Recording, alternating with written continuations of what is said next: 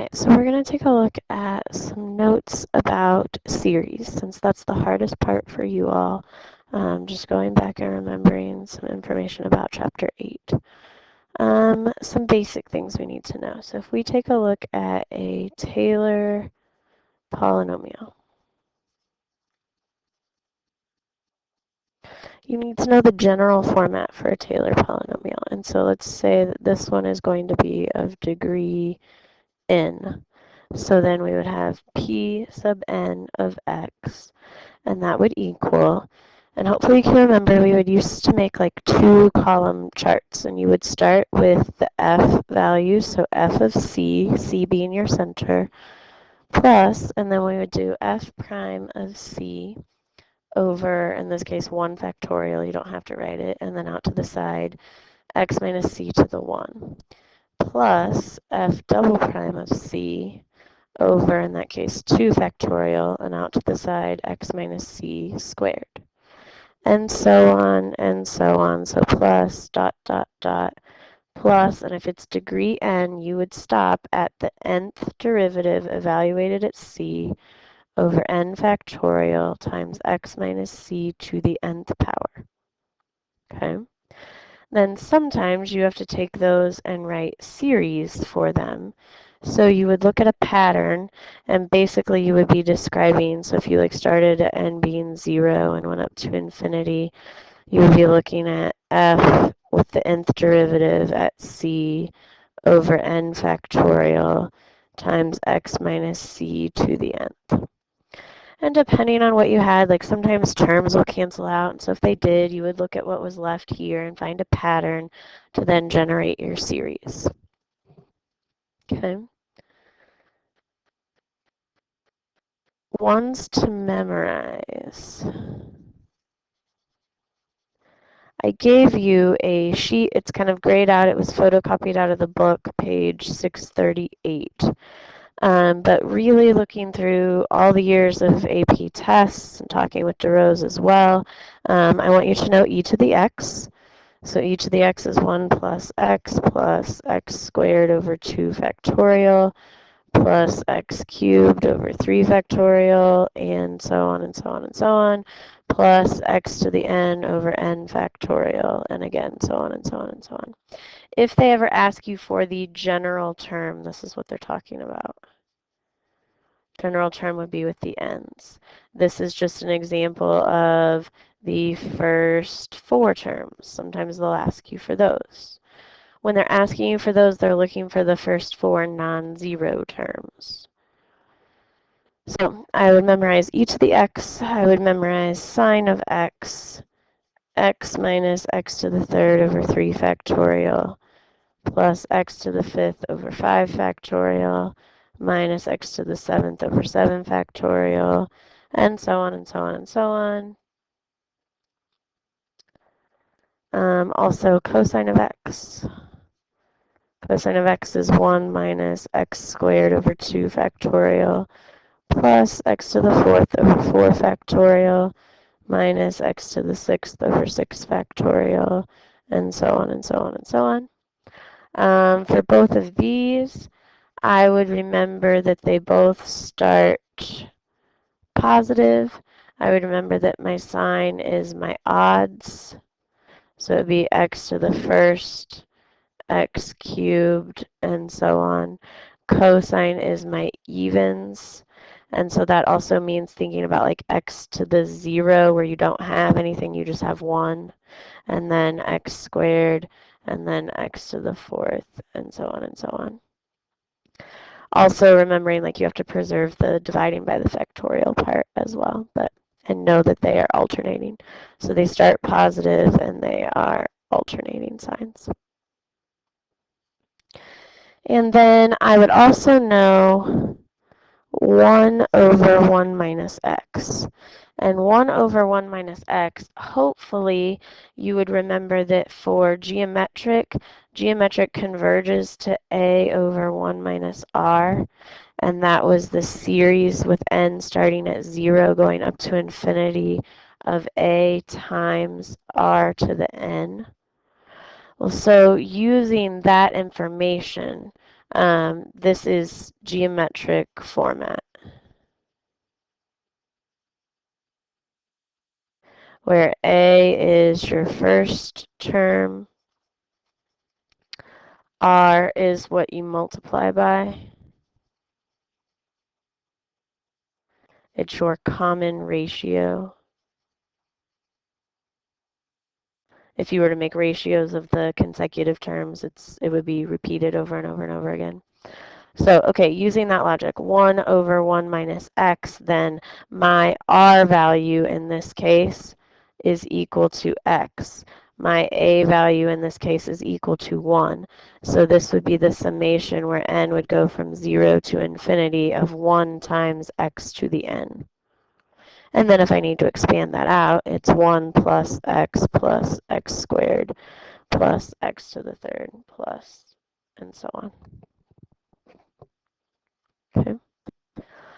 Those would be the ones that I would memorize. So if we go back and label, I would memorize e to the x, I would memorize sine of x, I would memorize cosine of x, and I would memorize 1 over 1 minus x.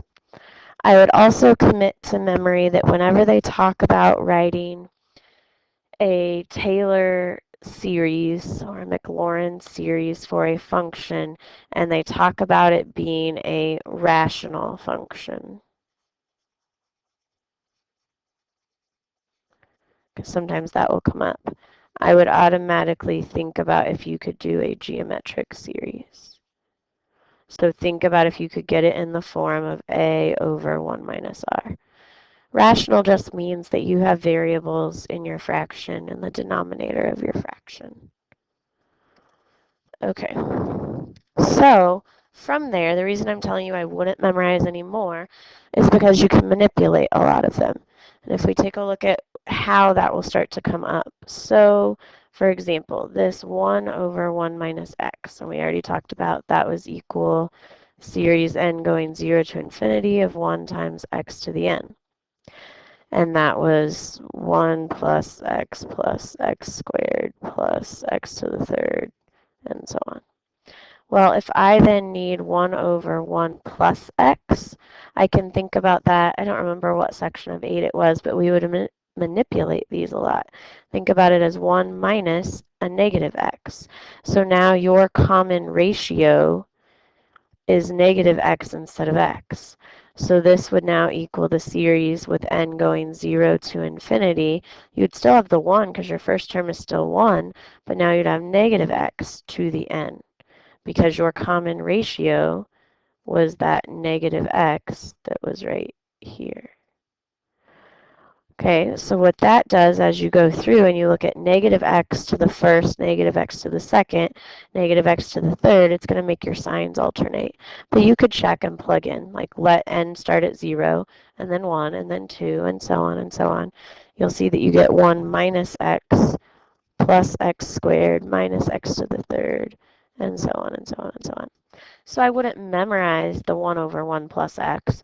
I would know, hey, that's geometric if I just rearrange it. Similarly, if I want the series for ln of 1 plus x, well, I know that the derivative with respect to x of ln of 1 plus x generates that rational function 1 over 1 plus x. And I found a series for that because it was geometric. That was where n started at 0, went to infinity of 1 times, we just talked about, it's negative x to the n. It's that alternating one we just talked about. So I don't really want the derivative of this function. I want the function itself. So that means if I integrate the series where n goes from 0 to infinity of my negative x to the n dx, I will get natural log of 1 plus x. I will get a series like they want for the function that they want. Now we need to remember how you integrate series. So typically when you're doing that, you're only concerned with the x part because you're integrating with respect to x. So this negative is a constant. I'm going to rewrite it as negative 1 to the n times then x to the n. And that's what I'm going to take a look at as far as when I want to integrate. Because with the whole dx part, I'm only going to really pay attention to this portion with the x. So if I want to integrate that, I would get a series as well, where n goes from 0 to infinity.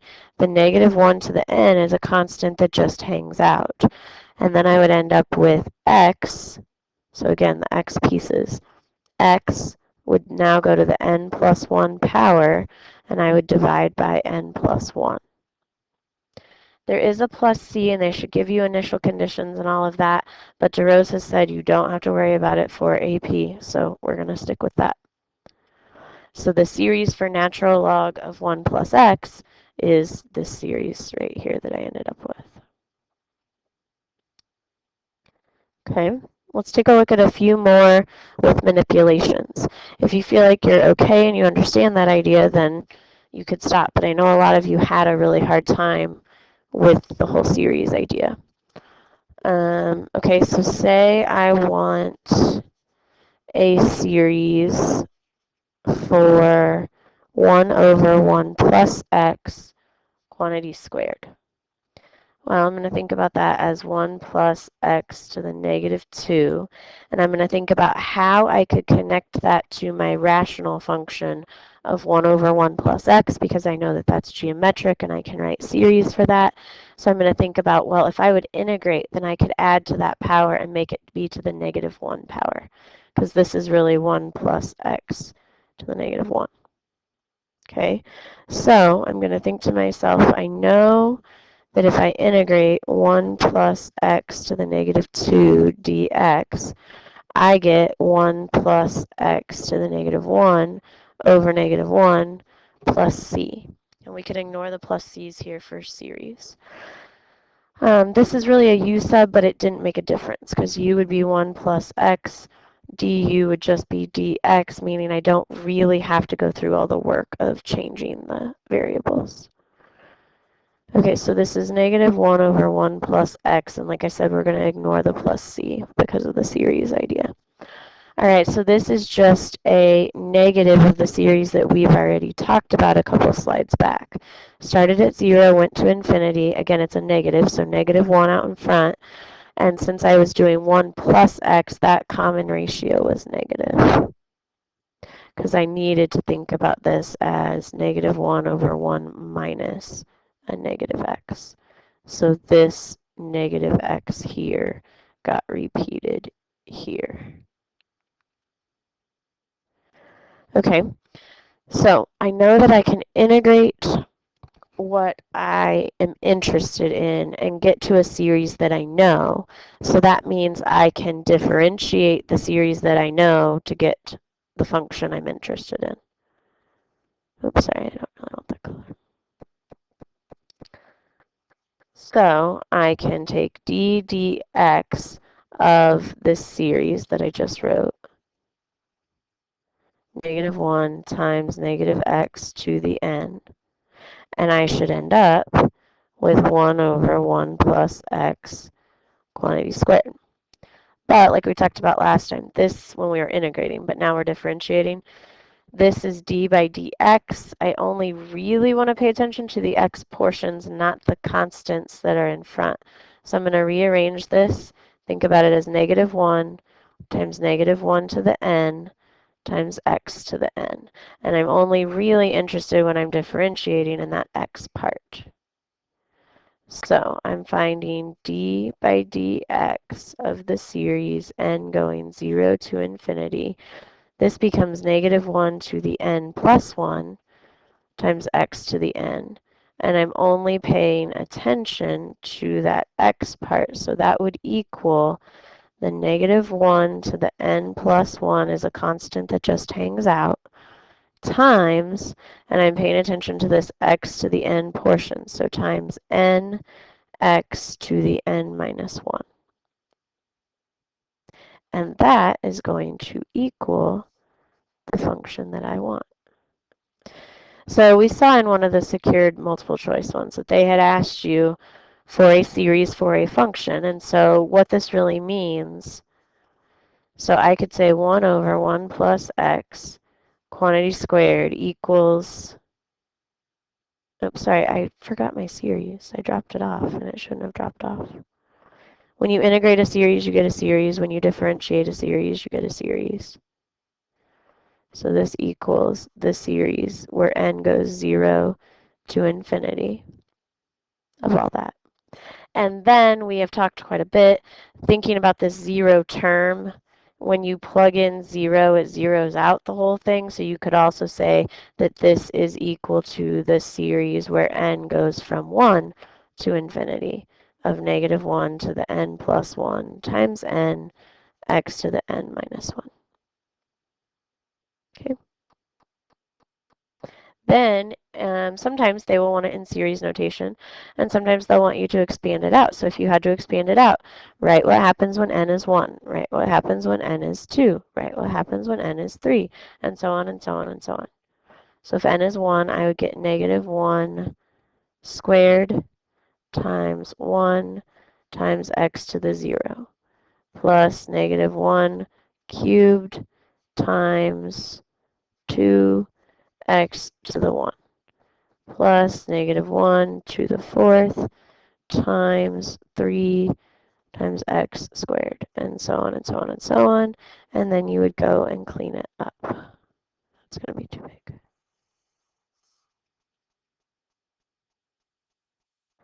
So then you would go and say, oh, that's really 1 minus 2x plus 3x squared. And we minus because we can see it's alternating, and so on and so on and so on. Okay, so that's a couple of them. Here are some others that you could see. What if we took a look at natural log of x? So if I want a series for just regular ln of x, again, I wouldn't start memorizing all these. I would try to connect to just the rational functions being geometric series. So let's think about, well, d dx as natural log of x is 1 over x. But that's not quite fitting into my format of having a over 1 minus r. And we did this, again, I don't remember what section of 8 it was, but we had to manipulate them. So I could think about this as 1 over, and I want a 1 there because I want 1 minus something. So I could do 1 plus x and then minus 1. This would have balanced the 1 that I wanted in there, and the minus 1 is there to balance. Well, then I want to go back, and I always wanted to make sure that I had subtraction. So I could think about this as 1 over 1 minus a negative quantity of x.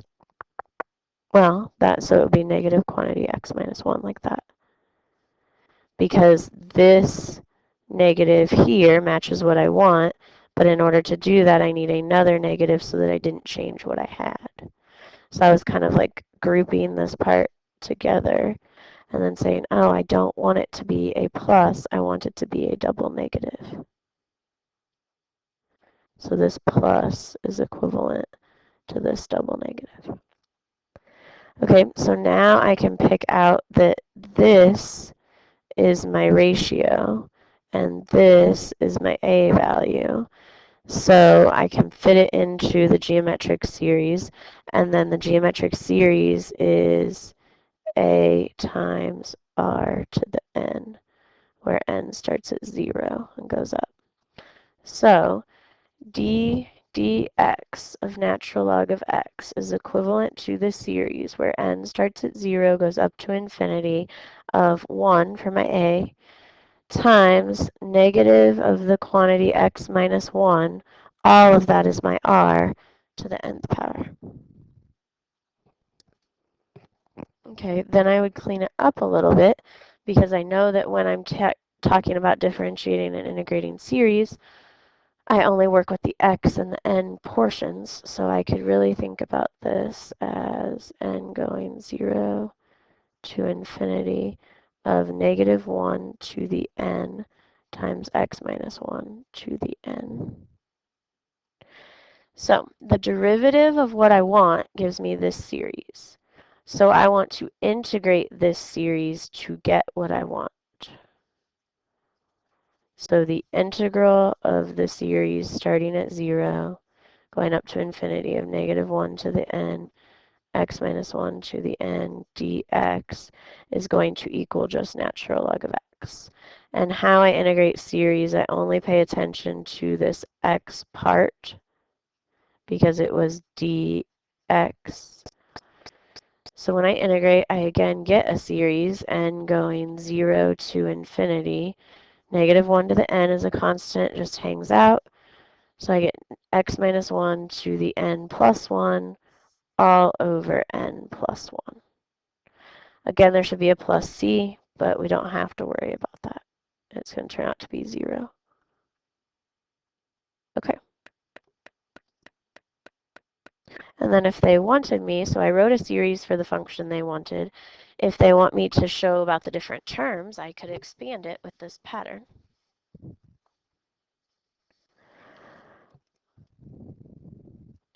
All right, similarly, if you are interested, I'll go ahead and post what it would be like to do natural log of 1 minus x and what it would be like to do 1 over 1 minus x squared.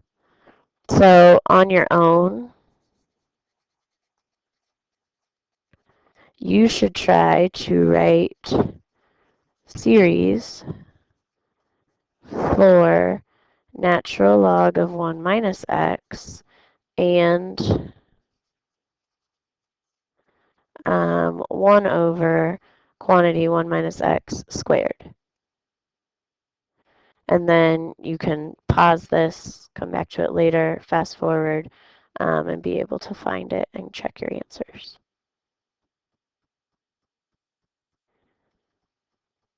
Okay, so if we're going to take a look at natural log of 1 minus x, I would take a look and say, well, I know if I differentiate a natural log, I get a rational function. So 1 over 1 minus x, but chain rule is going to kick in for that 1 minus x. I'm going to multiply by an extra -1. So -1 over 1 minus x. But I still get a rational function, which means I can connect to geometric series. This would be the geometric series n going 0 to infinity, but now -1, because my a on top is -1, times x to the n. Well, I had to differentiate to get this series, but I just wanted the original natural log function. So that means if I integrate this series, dx, I'm going to get back to natural log of 1 minus x. And as I pay attention, I want to make sure that I'm only dealing with an x in here, and I am. I didn't have any negatives inside. The negative was just outside. So that's good. So I can integrate the series and get the series n going 0 to infinity. -1 is just a constant. X to the n plus 1 all over n plus 1, and that's going to equal natural log of 1 minus x. And if I need to expand it, then I could expand that out and see what I get.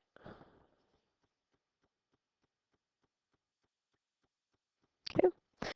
If I want a series for 1 over 1 minus x quantity squared, I'm going to think about that as 1 minus x to the -2 power.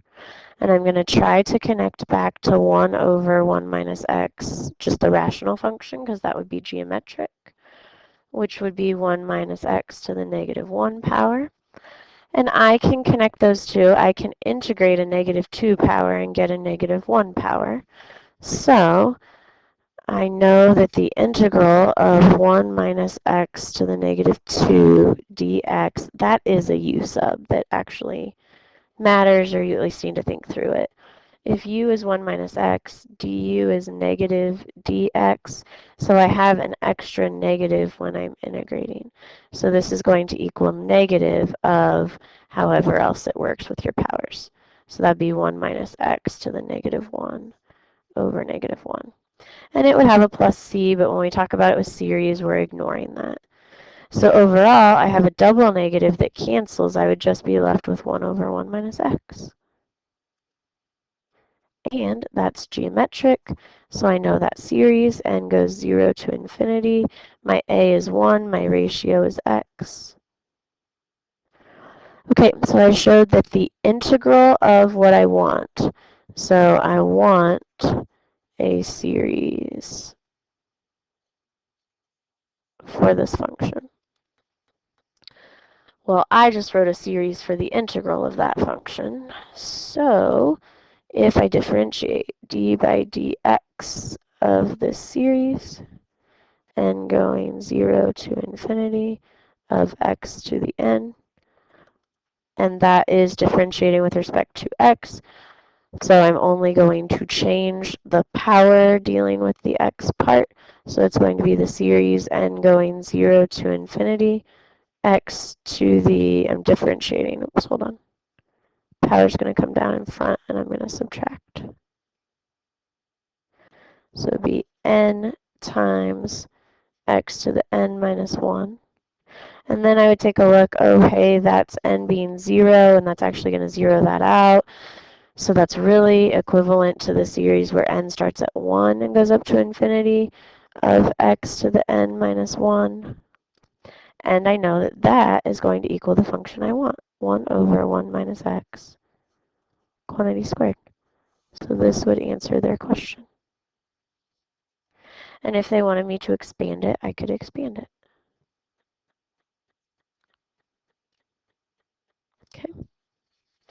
All right, so now you've been able to see how we're able to adapt some common series that we're supposed to know into some other series that they're going to ask us to find.